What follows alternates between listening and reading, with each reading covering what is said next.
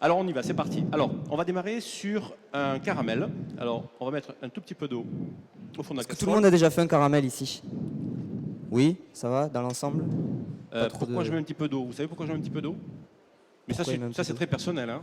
Ici, j'ai une répartition dans un liquide. Quand je vais commencer à monter en température, tout va chauffer de façon homogène. Quand vous faites un tas de sucre au fond d'une casserole, vous allez avoir un amalgame qui peut vous obliger à pousser beaucoup plus longtemps la cuisson du caramel pour arriver à venir à bout de tous les amalgames de sucre. Voilà. Quand vous faites ça, ben, vous l'avez uniformisé, donc tranquille, ça va pouvoir chauffer uniformément. Alors, le caramel, qu'est-ce qu'il va apporter? Alors, je reviens un petit peu à ce que je vous expliquais. On est en train de faire une sauce. Le but, ça va être de taper dans les 5 dimensions.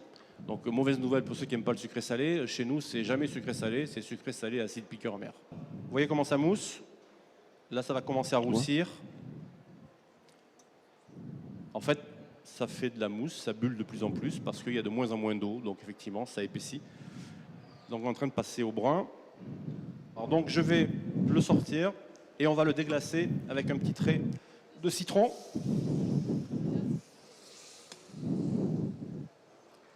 Pourquoi on met du citron? J'entends. L'acidité Alors, qui caramélise trop. il y en a qui suivent, hein, c'est bien, c'est top. Hein. Ouais. Si vous sentez là, de loin, je peux vous dire, bon, je ne sais pas si vous le sentez d'ici, on est déjà vraiment dans l'amertume et dans l'acide. Ok? On va travailler un fruit, et pour travailler les fruits, il n'y a que deux méthodes. Enfin, moi, j'en connais que deux. Attention, je suis un autodidacte, je ne prétends pas tout savoir. Hein. Soit on va prendre un fruit qu'on va mettre avec de l'eau et on va laisser le liquide prendre le goût du fruit et après passer au tamis pour enlever la fibre du fruit. Soit il y a une méthode toute simple qui marche maintenant qu'on a des jus de fruits 100% sans sucre ajouté partout sur le marché. On va s'en servir et on va faire une petite réduction là-dessus. Ce que je vous montre là, vous pouvez le faire avec n'importe quel jus de fruits. Vous pouvez faire un caramel de ce que vous voulez, d'abricot, de pêche, aucun problème. Et on va continuer la réduction. Très bien. Alors, on va aussi rajouter... Donc là, on a mis surtout de l'arôme. Ceci étant, il ne faut pas oublier qu'on a mis du fruit, donc on a aussi mis du sucre. Il y a un petit peu de sucre, hein, d'accord?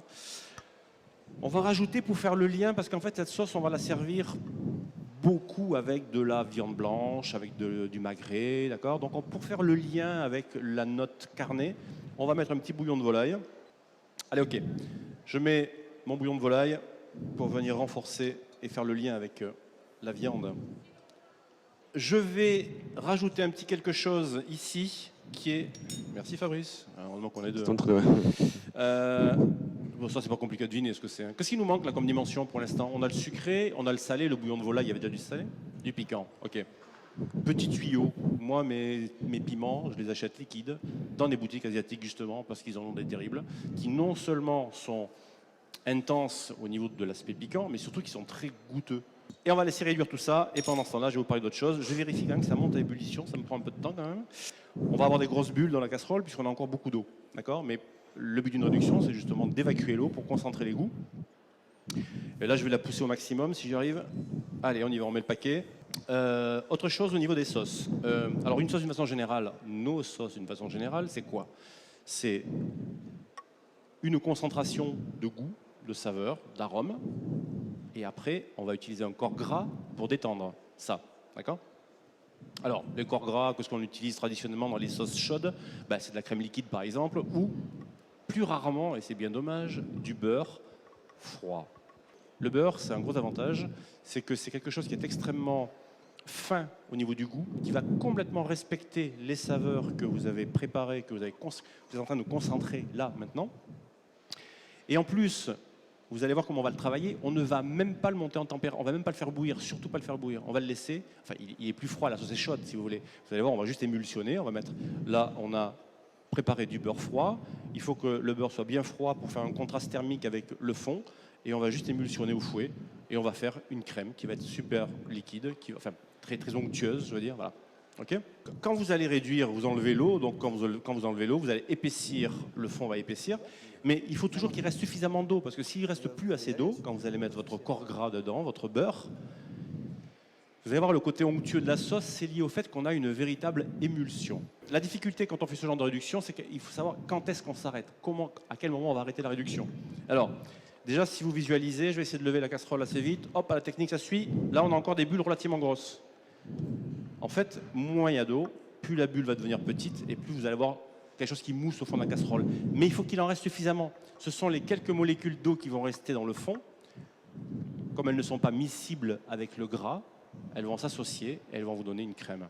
Donc en forçant le caramel, on a mis un petit peu d'amertume. Mais pour vraiment le régler, on va utiliser, moi j'utilise beaucoup ce produit, ça s'appelle de l'angostura. C'est un bitter qui est essentiellement connu en France pour faire des cocktails, en fait, pour apporter une note d'amertume. Et c'est quelque chose qui est extrêmement parfumé. Ne me demandez pas ce qu'il y a dedans, je ne sais pas, mais j'adore ça, c'est extrêmement parfumé et ça porte, on va pouvoir régler l'amertume. Et là, on est vraiment sur quelque chose de très très onctueux. Donc là, on a juste le petit peu d'eau qu'il faut et on va émulsionner avec le beurre. Alors, comme vous l'avez tous remarqué, enfin, vous avez noté avec quelle précision je mesure les ingrédients que je mets dans mes sauces. Voilà. Moi, je considère que si vous cuisinez en suivant une recette, c'est pas vous qui cuisinez, c'est le livre qui cuisine pour vous. Le but, c'est d'y mettre quelque chose qui vous appartient à vous, qui est votre propriété. Ça se passe là, ok? Donc la quantité de sucre, ben, peut-être que la première fois, effectivement, vous en mettrez trop. Bon, je peux vous le dire, normalement, c'est 18 grammes par personne. Hein. Ok, mais bon. Mais c'est pas grave, la prochaine fois, vous allez rectifier le tir sur la quantité de bouillon, sur la quantité de sauce. Mais dans tous les cas de figure, à l'issue de ça, vous serez certain que ça sera votre sauce, ça ne sera pas la mienne. Quand on fait des cours de cuisine, c'est ça qu'on apprend aux gens à qui on montre un petit peu comment ça fonctionne, les sauces. On ne leur apprend pas un plat ou deux plats. Ils partent en sachant faire un plat ou deux plats. Ça a relativement peu d'intérêt. Donc on va expliquer comment s'articule la construction d'une sauce. À partir de là, quand on a compris comment ça marche, on peut décliner à l'infini. Votre magret, un coup vous le servez avec un caramel d'ananas, un coup avec une sauce au chocolat, un coup... Oui. Vous le servez. Vous changez la sauce, vous changez le plat. D'accord? Allez, je crois qu'on va être pas mal et elle va être mieux qu'hier en plus. Rectification, sel, piquant, un petit peu, il en manque. Allez, messieurs, dames, N'hésitez pas. venez. Donc vous avez des pipettes qui sont juste devant vous. Alors pour pas ruiner la moquette du stand, vous avez le droit de prendre des petites serviettes parce que les pipettes sont joueuses, elles ont tendance à goûter.